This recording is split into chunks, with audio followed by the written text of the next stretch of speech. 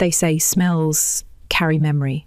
And for me, the scent of rosemary and garlic butter isn't comfort anymore, it's grief. I grew up in the kitchen of the hearth. That was what my dad named the restaurant. Said it sounded like a place where stories and soups simmered together. I learned how to fold napkins before I could tie my shoes, how to flip pancakes before I could spell pancake. The restaurant was home before I knew what a mortgage was. Then he died. I was 14. He collapsed on the prep line one morning, somewhere between slicing onions and seasoning a roast.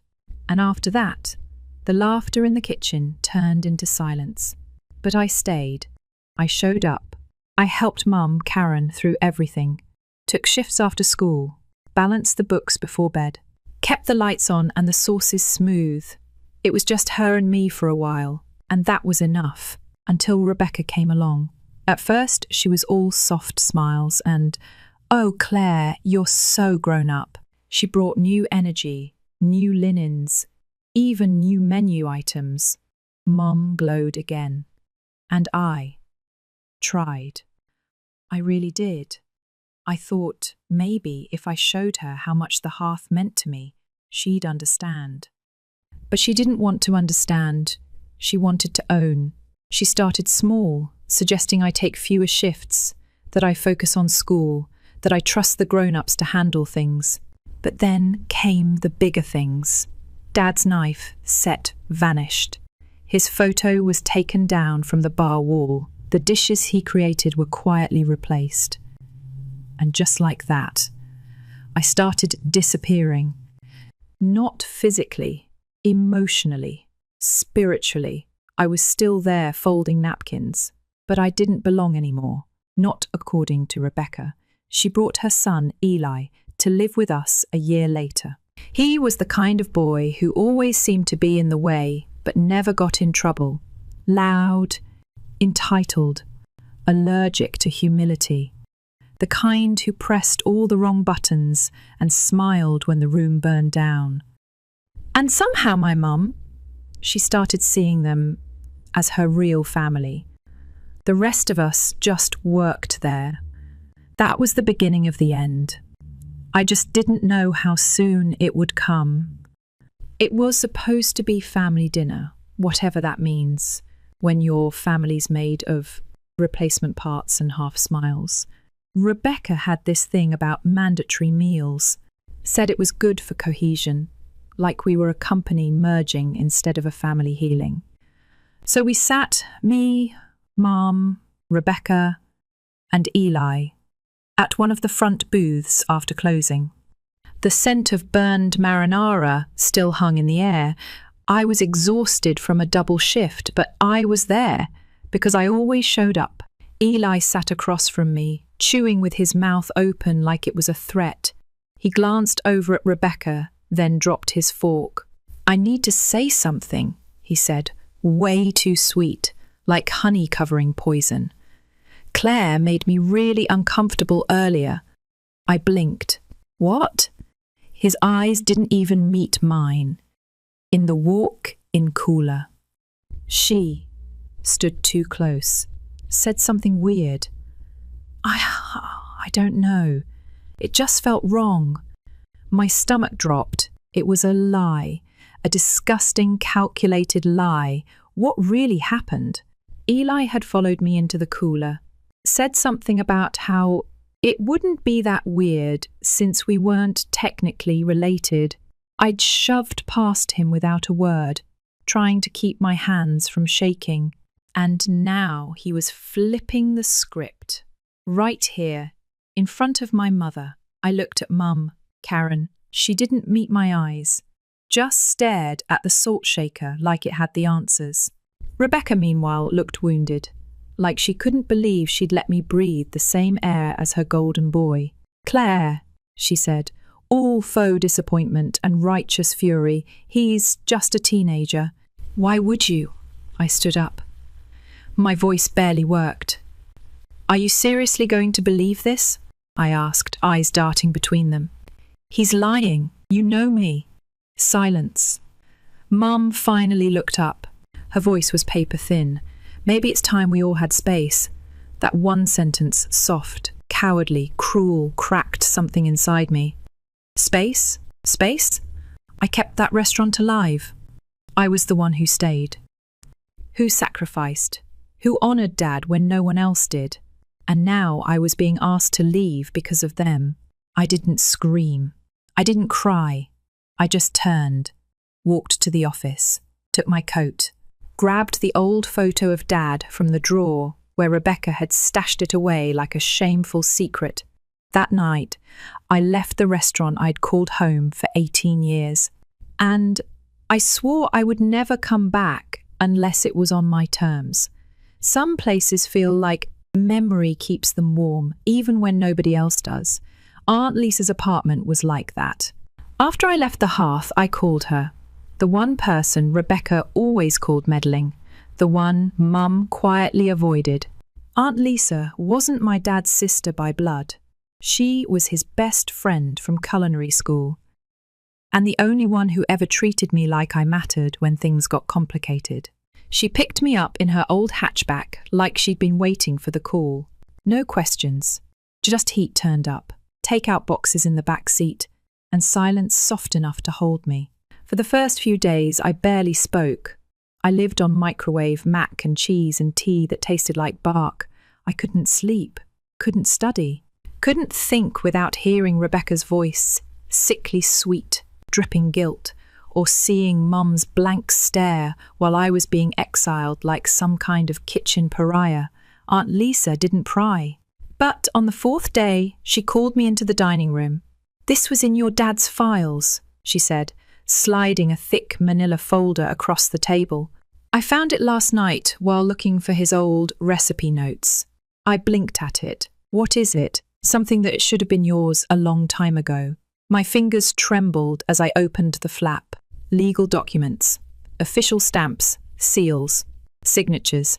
It looked like a binder full of bureaucracy until I saw the address, the hearth, my name, my father's name, and a phrase I had to read 3 times before it sank in: sole beneficiary, Claire Ann Foster, to receive full ownership and control upon her 18th birthday. The room spun. "No," I whispered, flipping pages, faster and faster, as if I could chase the lie out of it. "This can't be right." Aunt Lisa leaned forward, voice soft but certain. "Your dad wanted you to have it. Not Karen, not Rebecca, just you." He put the restaurant into a trust. Karen signed as a witness. She knew. My heart dropped into my stomach. She knew. All this time, the family dinners, the slowly erased legacy, the gaslighting, the betrayal. And she had known. She had looked me in the eye while standing in my father's kitchen and said nothing. I could feel my pulse in my teeth. Why didn't anyone say anything? I croaked. "I tried once, years ago," Lisa said. Karen said she'd handle it when the time was right. I gave her the benefit of the doubt, but then Rebecca showed up, and, well, I was no longer welcome in family matters. I sat there, breathing like I'd just run a mile through fire. The restaurant wasn't just mine in spirit. It was mine legally. That greasy tile, that coffee-stained counter, that dented prep table where I learned how to chop onions, it all belonged to me. And they had thrown me out of it like garbage. Something in me shifted that day. Anger didn't come like a scream. It came like silence, cold, sharp, focused. The kind of silence that makes knives of your thoughts. I wasn't going to yell. I wasn't going to beg. I was going to reclaim what was mine, quietly, lawfully, and completely. That night, Lisa helped me book a consultation with a lawyer. Michael Pearson, small office, big heart. He looked like the kind of man who'd chew his pen while reading legal briefs, and he didn't waste time on pity. He read through the trust with careful eyes, page by page, occasionally muttering Jesus, or, well, that's airtight. When he finished, He folded his hands. Claire, they've been squatting on property that hasn't belonged to them for nearly 6 months. The restaurant is yours, no question. Your mother and Rebecca are, legally speaking, trespassing. The word felt strange. Trespassing. Like they'd broken into my life, which, in a way, they had. What are my options? I asked. Michael's tone stayed even. You can file for eviction immediately. In our state, that's a 3-day notice. You could offer longer as a courtesy, but that's optional. You can also decide whether you want to keep the business, lease it, sell it, whatever you choose. It's yours. Yours. Yours. Yours. I left the office with a folder, a court form, and something I hadn't felt in months, clarity. That night I sent a text to my mother. Simple. Surgical. You have 7 days to leave the hearth. I know about the trust. Dad left it to me. This isn't negotiable. I pressed send. My hands didn't shake this time. I stared at the message for a few minutes after it vanished into that ether where all warnings go. I knew what would come next. Tears. Manipulation. Maybe even threats. But I was done being small. I was done being erased. They had rewritten the story of that restaurant without me. Now I was taking back the pen. The response came faster than I expected. First, a missed call. Then 3 texts from Mum, each one a little more desperate than the last. Claire, what are you talking about? This must be a misunderstanding. Please, call me. You can't just take the restaurant. That's not what your father meant. But it was. And the proof had his signature all over it. I didn't reply. I couldn't. Not because I wasn't tempted, I was, but because I knew how this worked. If I so much as opened a door, Rebecca would wedge herself in with a speech about forgiveness and what's best for the family, except I wasn't their family anymore. I was the girl who knew the truth and finally had the legal paper to say it out loud. By the next morning, the texts turned sour. A message from an unknown number. I didn't need to check twice to know it was Rebecca. What kind of monster are you? Your mother is in tears. You've ruined her. And another. You think this makes you powerful? It makes you pathetic. I didn't answer that one either. I gave the eviction process to Michael. He was efficient, calm like granite, and within 24 hours, official notice had been served. They had 7 days to vacate the hearth. No extensions, no deals, no favours. Rebecca tried calling Aunt Lisa, told her I was destroying the business. Lisa laughed. You destroyed the heart of it a long time ago, she said, and hung up. The rest of the week blurred. I went to class. I worked.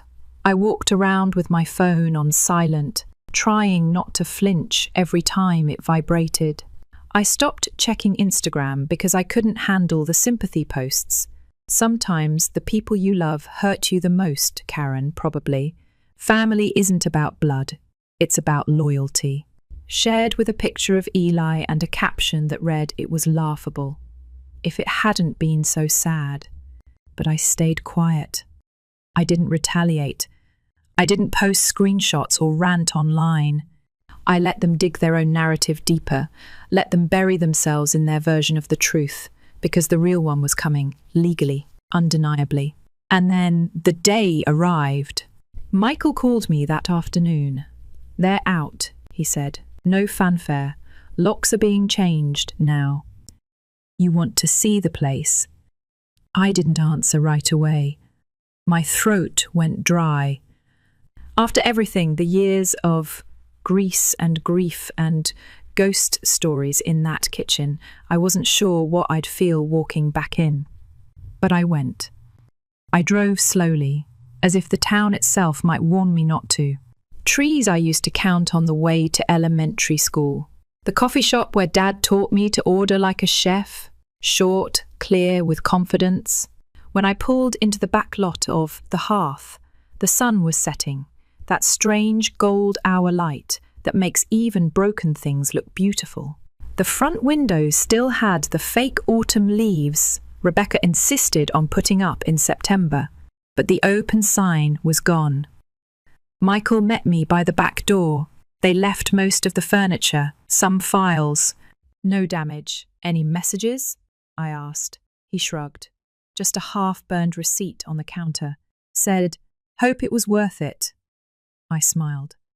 Just barely. We walked through together. The kitchen still smelled like flour and lemon zest. The dining room was empty, quiet, like it was holding its breath. I stepped behind the counter, ran my hand along the wood where Dad used to lean while waiting on pickup orders. He'd tap the edge 3 times whenever he was deep in thought. I caught myself doing the same. Michael handed me the keys. "It's yours now," he said. That should have felt like a movie moment. Trumpets, fireworks, vindication. But all I felt was tired. Not sad, not angry, just weightless. Like grief had finally lifted and left behind silence. We didn't linger. Michael had paperwork to finish. I had ghosts to greet.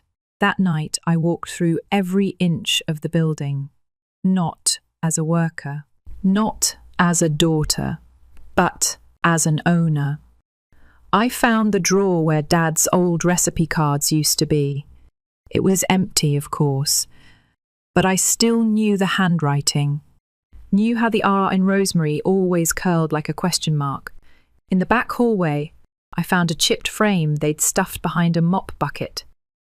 It was the photo Dad hung the day the restaurant opened. The 2 of us, me in a tiny apron, him grinning like he'd just won the lottery. I cleaned it gently, hung it back in its place above the register. Later, I sat on the floor in the walk-in cooler, the very same place where Eli's lie had started it all, and ate a slice of cold pizza I found in the fridge. I wasn't crying. I wasn't raging. I wasn't victorious. I was just home. Grief doesn't always leave. Sometimes it just changes shape, becomes furniture, a silence in the corner of the room, a breath you hold without noticing. The first morning I opened the Hearth again, it didn't feel like a grand reopening. There were no balloons, no Facebook announcements, no under new management signs slapped on the windows. Just me, a mop bucket, and 2 hours of scrubbing the fryer that Rebecca never touched but always claimed credit for. I started small, replaced the menus with my dad's old recipes, brought back his chicken pot pie, the caramel apple tart with sea salt crust, pulled his spice blends out of a bin in the back pantry like I was unearthing treasure. People remembered. People came back. The first customer who walked in was a man in his 60s who said, "I haven't been here since your dad passed, but I heard you were back." He didn't stay long, just ordered the roast sandwich and left a $50 tip. No note, just a nod. It wasn't easy. Nothing was. I worked 12-hour days, burned things more than I wanted to admit. My forearms bruised from fridge doors, my fingers blistered from trying to re-season cast iron in a rush. But every stain was mine. Every late night felt like a slow reclaiming, not just of space, but of voice. I hired one cook, Janelle, a former classmate of mine who dropped out to take care of her siblings. She knew her way around a grill like it was instinct. Quiet, focused. We didn't talk much, but we didn't need to. Some pain recognizes its own frequency. And then the calls started. Karen. My mother. Voicemails at first, soft, unsure, like she was practicing the lines before saying them. "Claire, I don't know what to say. I miss you. I never wanted it to be like this. Can we talk? Just coffee. Just you and me." I didn't respond, not right away. Because what do you say to someone who let you be erased, who stood at your side while the floor crumbled beneath you and said nothing? Who knew the house wasn't theirs, but handed you the eviction notice anyway? The guilt in her voice was real, maybe even earned. But so was the silence I'd carved for myself. One day, I finally picked up. We didn't talk about Rebecca. We didn't talk about Eli. We didn't talk about the will. We talked about the weather, about the maple tree that was blooming behind the restaurant again, about how Aunt Lisa had always secretly hated Rebecca's lemon basil pasta and only pretended to eat it. Small things. I couldn't forgive her. Not completely. But I could hold space for the version of her that used to braid my hair before school and called me Clover because she said I brought her luck. Some nights, I still take the old photo down. Look at it like it's a question. Me and Dad covered in flour, grinning like fools behind the counter, back when everything felt safe, back when family wasn't something I had to measure out in teaspoons of trust. And I ask myself, would he be proud of me? Some days the answer is loud. Yes. Other days it's quieter. Like the hiss of a pan warming up, but it's there. As for Rebecca and Eli, they moved 2 states away. I heard through the grapevine that she's managing some vegan cafe in a mall and that Eli got suspended for vaping in class. Fitting. I didn't want revenge. Not really. I just wanted truth. Wanted to say, you don't get to rewrite me out of my own story and still call yourself the author. And now I'm rewriting the ending. No, scratch that. I'm writing a new beginning. The hearth is small again, intimate, a place where the door squeaks when you open it, and the regulars ask about your dog by name. Sometimes I catch someone smiling at the wall where I hung a new frame, a photo of Dad, sure, but also one of me, now. Apron dusty, smile tired, hands covered in dough. I planted a tree in the back, right where the old one used to be before Rebecca had it torn out. A maple, same as before.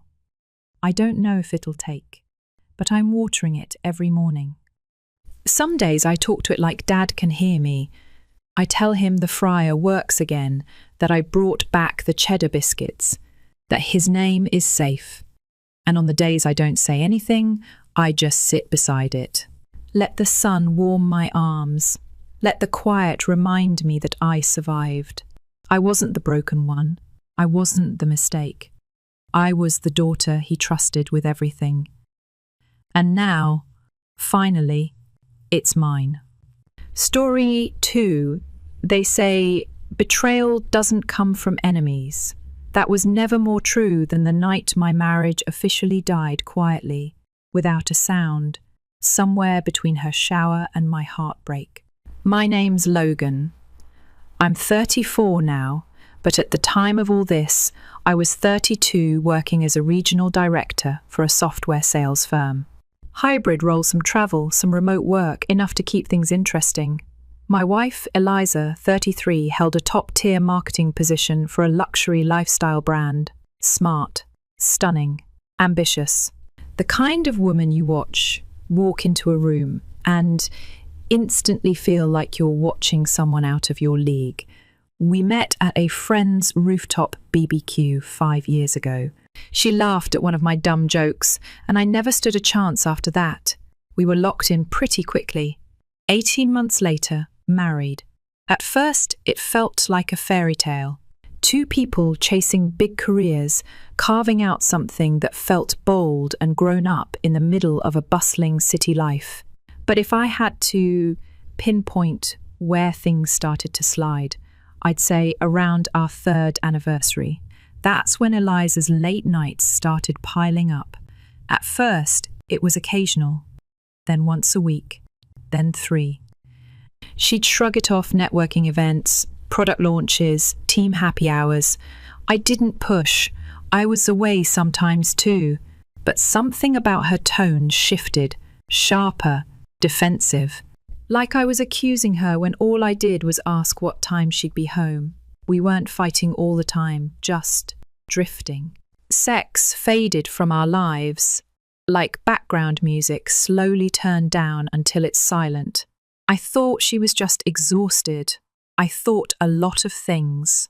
But the truth was uglier than anything I'd let myself imagine. It wasn't until I found her bra under the front seat of her car that everything snapped into place. It was a weekday. She'd swung by the grocery store and asked me to grab the bags from the back. That's when I saw it. Soft pink, lacy, and unmistakably hers. It was jammed beneath the passenger seat like it had been hastily shoved. My stomach dropped. She never left her bras lying around like that. Eliza was meticulous. I didn't confront her, not then. I brought the bags in and tried to keep my face neutral while she chatted about dinner plans. But something cracked inside me that evening. For the first time, I saw her not as my wife, but as someone hiding something. And I hated that version of her. That night, while she was in the shower, I placed my work phone, thank God it had a tracking feature in the back seat of her car, just in case. I also threw out the dinner I'd spent hours preparing. Flowers, wine, candles gone in one motion. I felt like an idiot. I'd been trying to win back someone who wasn't even in the fight anymore. Later, when she left for another team hangout, I waited 20 minutes and then tracked the phone. She was parked outside a bar she mentioned a lot. I drove there, sat across the street, and waited. An hour in, she walked out laughing, radiant. Not with a group of co-workers.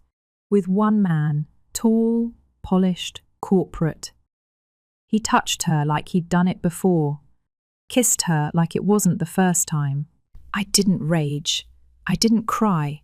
I just sat in my car and watched them climb into his sedan, drive to a nearby hotel, and disappear behind a glass door. My hands were shaking, but my mind was crystal clear. This wasn't my wife anymore. I don't know how long I sat there before I finally drove. Not home, just away. I ended up 30 miles out of town at this little tavern by the foothills. The bartender asked if I was okay. I must have looked half dead.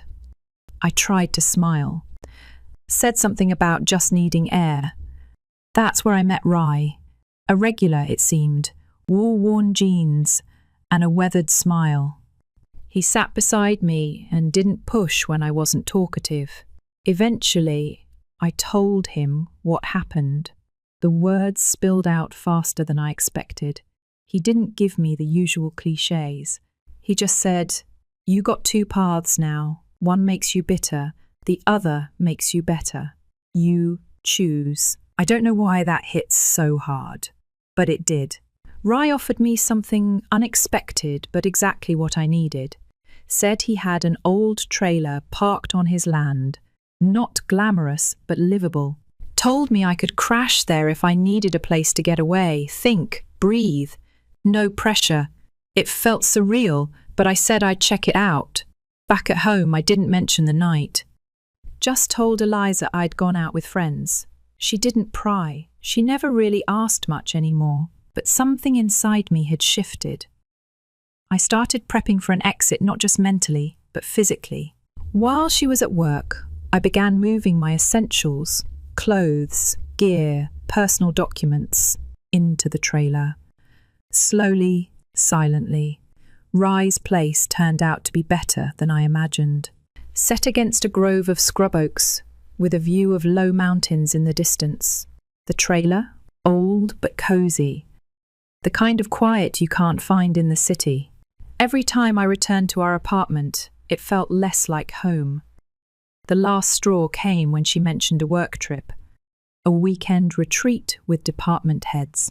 She said it like it was just another bullet point in her calendar. I said, "Hope your boyfriend enjoys it too." Her reaction? Rage, denial, gaslighting 101. I didn't argue. I didn't need more lies. The moment she left for the trip, I packed the last of my things, left my ring and a 2-word note on the kitchen counter, hope it's worth it. And then I walked out. The trailer welcomed me with silence and sunbeams. I ran trails, met Rye's family, cut back on drinking, and started breathing again. It wasn't revenge. It was rebirth. No screaming, no confrontation. Just release. Eliza's texts started flooding in within days. First casual, then frantic, then pleading. I ignored them all. Then came the confession. I'm sorry, I made a mistake. Too little, too late. Too damn predictable. I changed my number. Filed the divorce papers when she threatened to do it first. No court battles, no drama. Just a digital signature and a final goodbye. And that was it. The end of Eliza, the beginning of me. By the time the divorce papers were signed, I'd already started to forget what her voice sounded like. Funny how quickly the heart adapts once it knows peace. I wasn't bitter, just done. There's a difference. Life in the hills was simple. Wake up with the sun cutting through the pines. Make coffee on a little propane burner. Go for a run before the heat set in. The kind of routine that doesn't ask anything of you but shows up every day to hold you steady. Rye would swing by sometimes, drop off eggs from his hens or just shoot the breeze. We weren't best friends, not in the traditional way, but we understood each other, two men shaped by heartache and the long, slow road out of it. I started doing contract work from the trailer. Wi-Fi was spotty but manageable. I'd log in, do my meetings, then shut the laptop and step outside. Nature doesn't care if you've been cheated on. It doesn't pity you. And weirdly, that made it easier.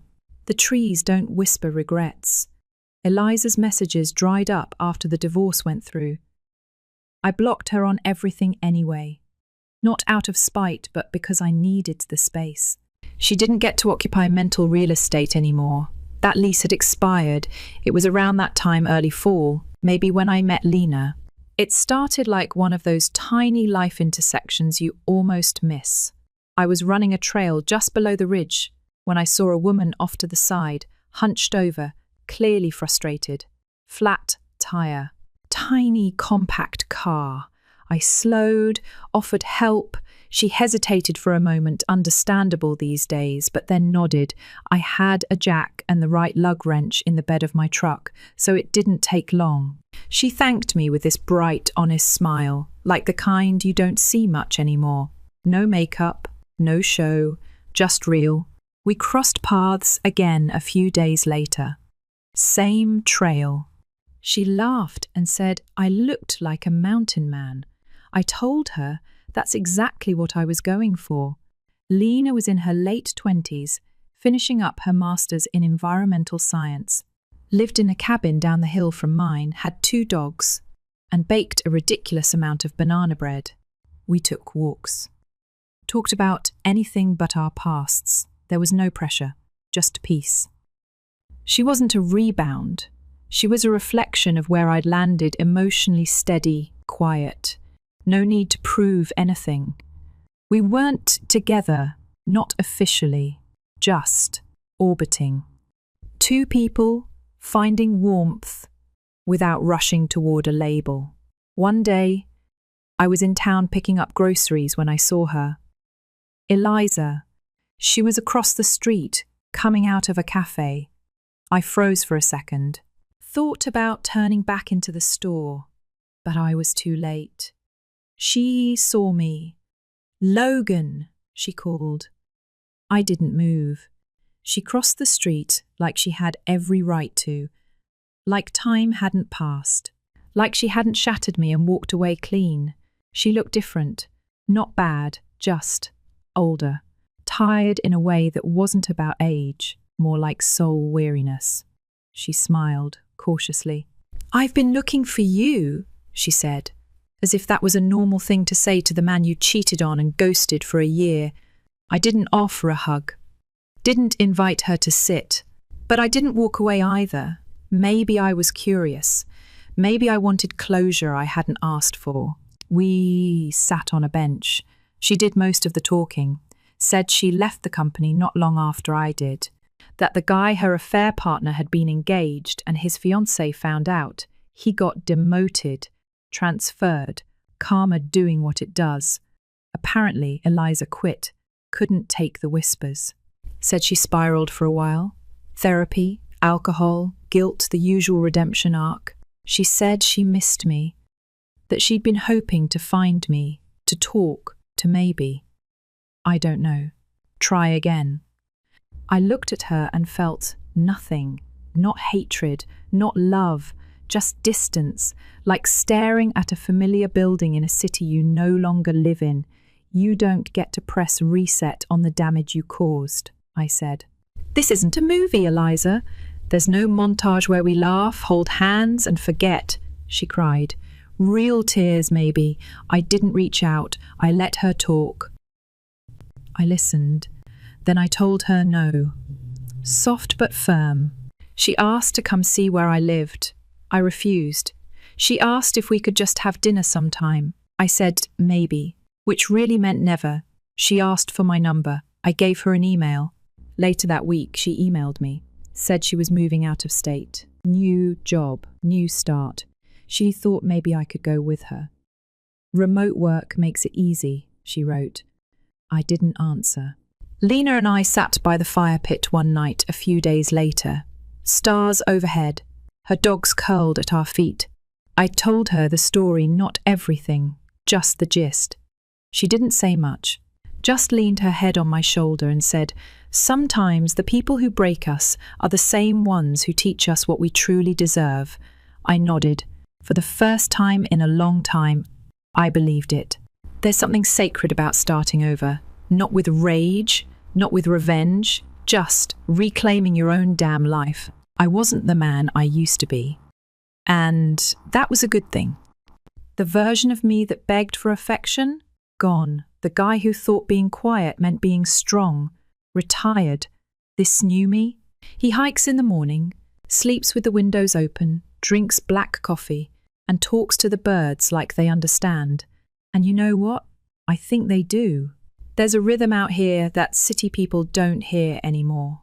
You wake up with the sun, sleep when it's dark, and let the wind tell you what the day's about. You start to notice the small things, how pine needles crunch under your boots, how the creek hums a little softer after rain. I used to scroll through emails and calendars first thing. Now, I sip coffee and watch light dance through trees. That's the life I built after walking away from Eliza. Quiet, honest, mine. Months passed like leaves drifting downstream. Lena and I settled into something natural, not forced. We'd share food, stories, quiet. Sometimes we'd spend whole evenings without speaking, just sitting beside the fire, both of us content in the silence. That's how you know it's real, when the quiet feels full instead of empty. I'd see her 3, maybe 4 times a week. We'd hike, help Rye with projects around his ranch, go into town together when one of us needed supplies. She never asked about my past unless I offered it, and I never pushed for details about hers. We weren't trying to fix each other, we were just walking beside one another. But life has a way of circling back when you least expect it. It started with a message. I had just finished setting up a rain catchment system outside the trailer. Sun was dipping behind the ridgeline when my email pinged. I opened it. It was from Eliza. Subject line, please read this one. I almost deleted it. But something made me pause. Maybe curiosity, maybe closure. Or maybe some part of me still wanted to see if she'd finally stopped talking in circles. She wrote a lot, said she'd gotten help, that she no longer drank, that her therapist helped her understand the damage she'd done, that she hadn't dated anyone since me, claimed she'd moved to Arizona for a job, but nothing felt right. Said she kept imagining a life where we were in the hills together, growing a garden, fixing up a cabin. Said she still loved me. Said she always would. I stared at that screen a long time. The words didn't make me feel anything. Not anger, not warmth, just a strange emptiness, like hearing an echo from a canyon you walked away from long ago. I didn't reply. A few weeks later, I ran into her again. This time, it wasn't by chance. It was at that same coffee shop. She saw me first and walked over, slow and unsure, like someone approaching a wild animal. Her voice was soft. "Logan, please." I didn't get up. Just gestured to the empty chair across from me. She sat, hands folded tight in her lap. She looked thinner, paler, like someone who'd been wrestling her own demons without much success. "I know I don't deserve anything," she started, "but I had to see you one last time. I'm moving back to the East Coast next month.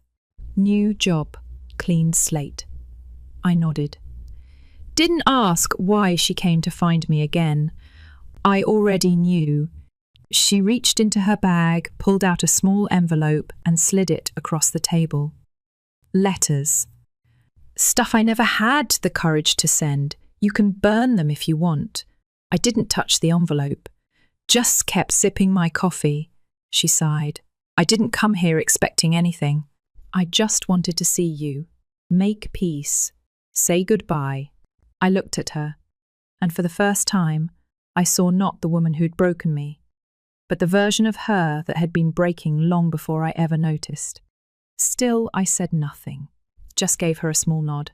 That was all the closure either of us was going to get. She left without another word. I didn't open the envelope. Life kept moving. It always does. Like the tide, even when you want to stand still. Lena started spending more nights up at the trailer. Not every night, just enough to remind me what warmth feels like when it's offered freely. She brought her dogs, a few houseplants, her favourite mugs.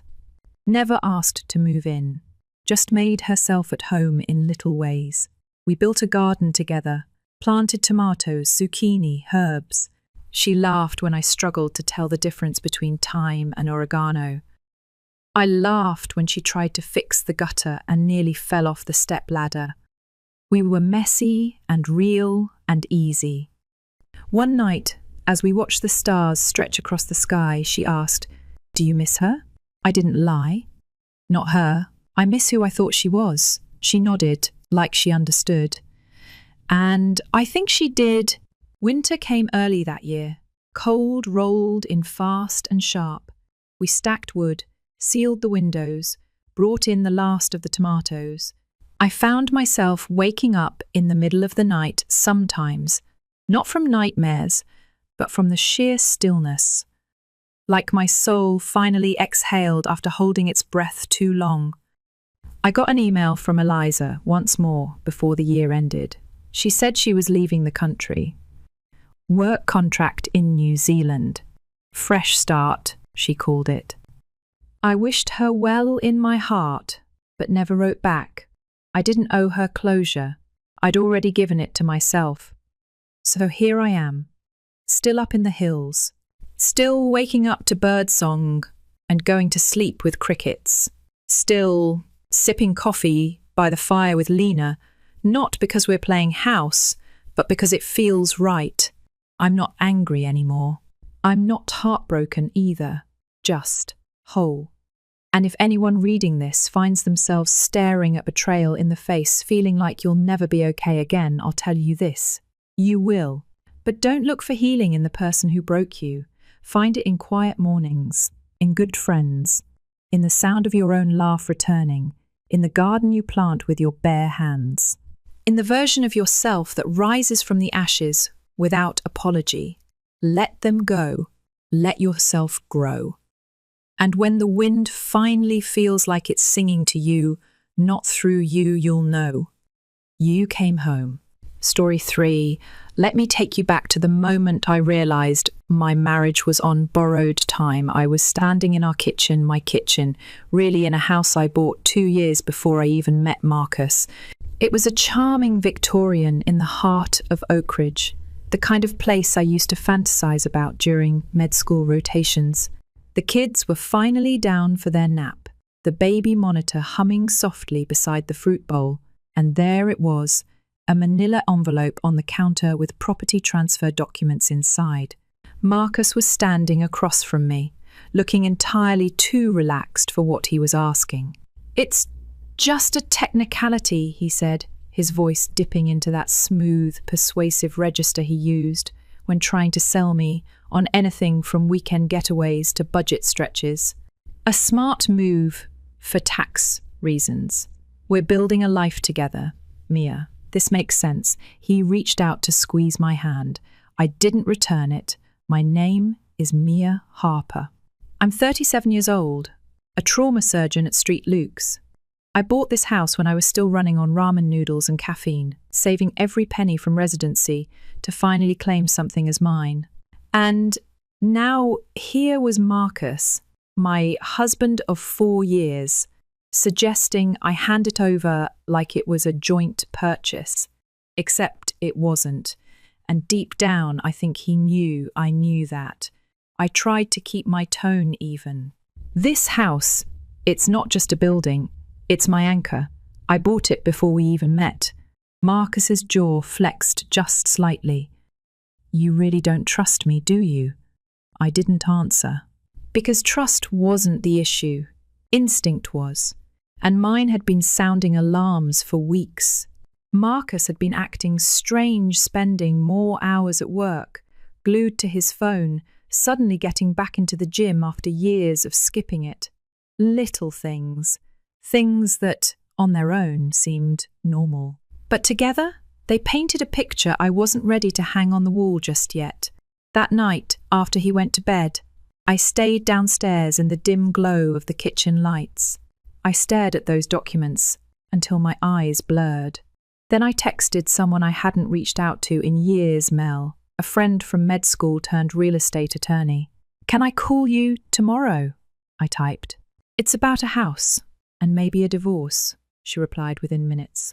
"Absolutely. Call me at 9. And don't sign anything." The next morning, over the hum of cartoons and cereal crunches, Marcus was unusually chipper. He handed me my coffee and mentioned he'd dropped my coat at the dry cleaners. "Thanks," I said, watching him scroll through his phone with barely disguised distraction. "You've been helpful lately." He flashed a quick smile but didn't look up. "You're always tired from work." "I'm just picking up the slack." Right, except he hadn't used to see my fatigue as a burden. He used to bring me dinner at the hospital, rub my feet while we binge-watched Netflix. Now, I was just background noise. Between patients later that day, I called Mel. I barely got the words out before she stopped me. "Mia, transferring a premarital home into your spouse's name does nothing for taxes. It only complicates things in a divorce." "Has he mentioned a lawyer?" My stomach twisted. "No, just this idea that it's for our future." There was a pause on the other end. "I've seen this before," Mel said quietly. "Don't sign a damn thing. And check his phone records if you can." That night I did. And what I found was worse than I imagined. A number kept popping up. Repeated calls, late night. I looked it up. Chloe Ramirez, mid-20s, worked at a design firm downtown. Cute. Younger. Everything the first used to be before the kids, the shifts, the exhaustion. Her social media painted the picture. Check-ins at fancy restaurants, gym selfies, real estate showings with captions like "New Beginnings." I felt the floor tilt under me. She wasn't just a fling. She was a plan. Over the next few days, I became someone else, quiet, observant, strategic. I bought a tiny recorder, hid it under the counter, let Marcus talk. And he did. Oh, did he talk? Every line was a window into betrayal, promises to Chloe that things were almost ready, that the house would be in his name soon, that they'd move in by spring. I recorded every word. 1 week later, he came home with final paperwork. "Just needs your signature," he said, grinning like he'd just closed a $1 million deal. I held the pen for a beat longer than necessary. Let him savor the moment. Then I said, "Before I sign, can we talk about Chloe?" His face froze. What are you talking about?" I pulled out my phone, tapped play. His voice filled the kitchen. I watched as realization hit him like a gut punch. "You recorded me?" he whispered. "No," I said calmly. I protected myself. Like a mother does, like a woman who owns this house. Like someone who sees betrayal coming and doesn't wait around for it to ruin her life. He slumped into a chair, the colour draining from his face. The lies unravelled in real time. The tax excuse, the gym, the dry cleaning runs, all cover for the life he was building without me on property I bought. "Chloe has no idea where she's moving," I added, "but it won't be here." He looked up at me like a man drowning, only to realise I wasn't throwing him a rope. "I can explain." "No, Marcus," I cut in. "You can pack." That night, after he left in a cloud of shame and anger, I rocked our twins to sleep. I stared at the ceiling and whispered, "You are safe. This house is still ours." And just like that, the war had begun. The next morning, he was gone. No note, no text. Just the faint scent of his cologne lingering in the hallway and his side of the bed left cold and undisturbed. I figured he went straight to her, Chloe. Probably spun her a story about how I'd overreacted or that I was too tired from work to understand him. I didn't care. He could tell her the sky was green and that unicorns handled our taxes for all I cared. My concern was no longer Marcus, it was what came next. I dropped the twins off at daycare like any other morning. I smiled at the teachers. I kissed Ethan and Lily on their curly little heads. I kept it all together. Then I sat in the car for 10 minutes and just breathed. Because that's what you do when the person who was supposed to build a life with you turns out to be building a life around you instead. That afternoon, I met with the lawyer Mel had recommended, Joel Lambert. Soft-spoken, sharp suit, zero tolerance for BS. "You've already done the hard part," he told me after reviewing the files I'd brought in a flash drive full of recordings, screenshots, shared location histories, and bank activity I'd dug up on a sleepless night. "This isn't just a betrayal case, it's premeditated fraud. And frankly, you've got enough here to knock him flat in court. I don't want to destroy him," I said quietly, mostly to myself. Joel looked at me over his glasses. "You don't have to. His own actions will take care of that." And that became my new motto, let the truth do the work. Over the next few days, I moved like a ghost in my own home. I copied every financial record I could get my hands on, opened a new checking account, froze the joint credit cards, moved the kids' college savings to a protected fund in my name only. It wasn't about being spiteful, it was about being smart. About making sure that if Marcus decided to come back swinging, I wasn't standing there with a paper shield. Then came the emails. Long ones. Desperate ones. Some sweet, some manipulative, all of them trying to pull me back into a conversation I wasn't ready to have. "Mia, I know I messed up, but we need to think about the kids. I never meant to hurt you. Can we talk privately? No lawyers. Chloe doesn't mean anything. It just got complicated. You and I were still a team, right?" Every word chipped away at whatever scraps of sympathy I had left. And then the one that turned my stomach, I talked to a lawyer. He says we should consider selling the house and splitting the proceeds. It'll make things easier. Easier? For who? That was the final switch for me. I wasn't angry. I was clear. So I called Joel. "Let's file. Today, the process started. Papers were drawn. He was served 2 days later at Chloe's workplace. Poetic, really. She found out about the divorce the same way I found out about her, by watching someone else's world implode through a pane of glass. Things escalated quickly after that. Marcus called me, furious. "You blindsided me." I stayed calm. "No, Marcus. You just didn't think I'd stand up." He showed up at the house 2 nights later. Loud, drunk, rattling the door handle like some bad movie villain. "I deserve to be here," he yelled from the front porch. "This is my family too." I peeked through the curtains. The twins were asleep upstairs. I didn't want them to hear this chaos, let alone remember it. I cracked the door open just enough. "You have 5 seconds to leave, or I'm calling the police." He glared at me. "This isn't over." I smiled, sad and small. "Oh, Marcus, it's been over. You just didn't notice." That was the last time he showed up without notice. Through the legal process, more skeletons came tumbling out. Turns out, Marcus hadn't just lied about Chloe. He was also lying to his job padding invoices, redirecting company funds. Chloe wasn't just his side piece, she was listed as a contractor on fake marketing projects. Joel hired a forensic accountant who traced every dollar.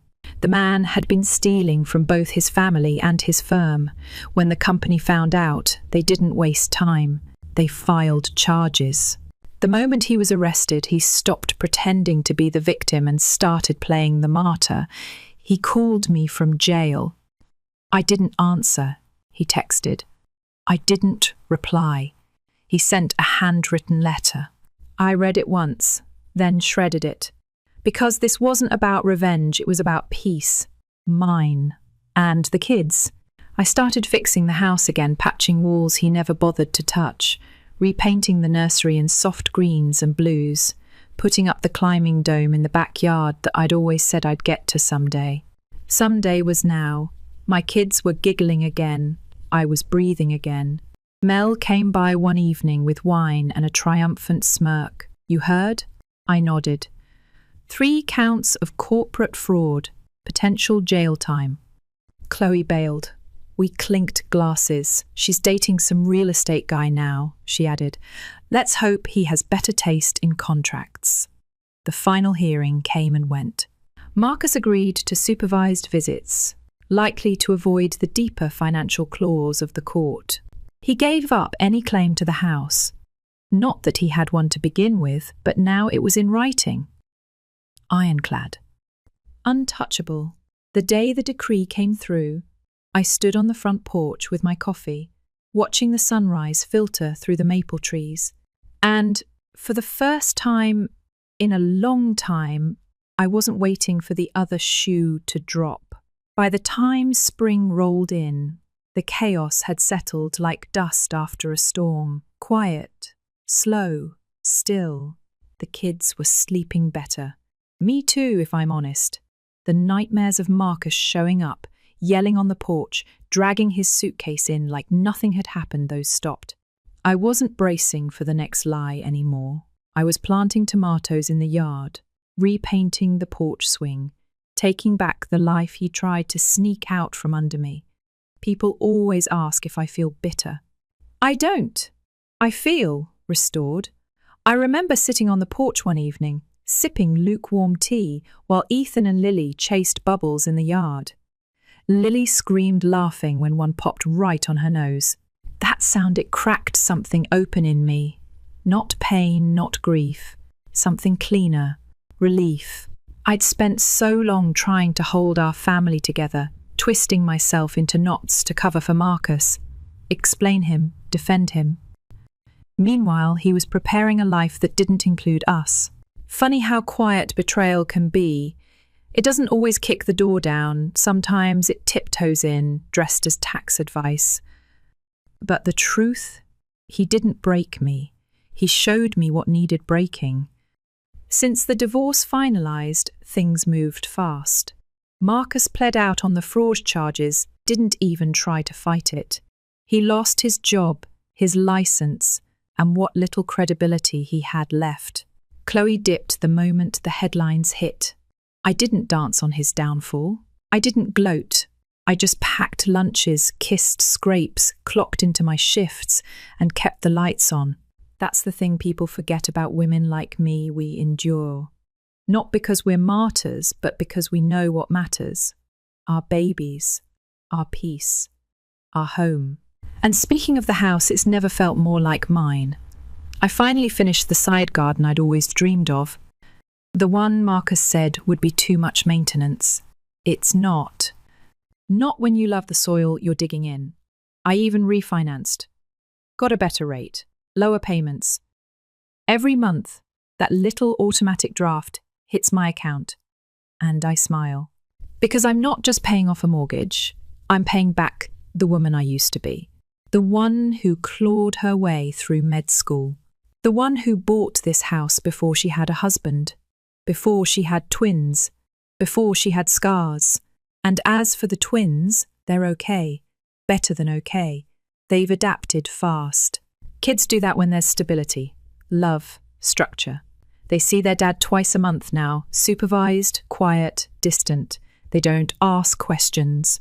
They just wave goodbye when it's over and run back into my arms like nothing happened. Because to them, I'm the constant. Mama, are we going to get a dog? Ethan asked me one night while brushing his teeth. I laughed. What would we name it? Justice, he grinned, toothpaste foam on his chin. I nearly choked. Where'd you hear that? Auntie Mel said you serve daddy cold justices in court. I made a mental note to talk to Mel about vocabulary choices. Later. For now, I just rinsed his mouth and kissed his cheek. That's a strong name, I said. Let's keep it in mind. Every now and then, Marcus still tries to reach out. He sends these long, meandering emails, half apology, half performance. I was under pressure. I didn't mean to hurt you. I wish we could go back. I don't respond. Some bridges aren't burned. They're just dissolved, quietly, in the slow drip of truth. I'm not angry anymore. Just done.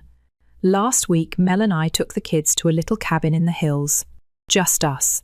We made s'mores, watched stars blink through the trees, and I told them stories about trees older than cities, rivers that remember everything, and houses that don't forget the hands that built them. That's how I see this house now, not as the battlefield where I beat Marcus, but as the shelter where I found myself again, where I learned the difference between building a life with someone and someone building their life on you like scaffolding. One of my favourite photos is from that trip. Lily's in her pyjamas, sitting on my lap by the fire, her curls lit up like a halo. Ethan's poking the fire with a stick, pretending to be a warrior. It's peaceful. Not Instagram perfect. Not storybook, but real, ours. And sometimes when the house is quiet and the kids are asleep and I'm folding laundry at 11 p.m, I think about how close I came to signing it all away. One signature. That's all it would have taken. Instead, I paused.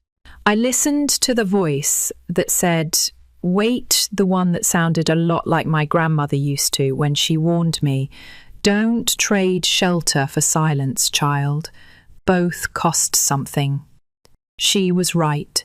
Now, I have both, shelter and a voice, and I use it, not to yell, not to fight, but to raise my kids, myself, this house, not from ruins, but from roots, deep ones, strong ones, the kind no liar can dig out. So, no, I didn't just keep the house, I kept everything that matters, and I never lost myself again.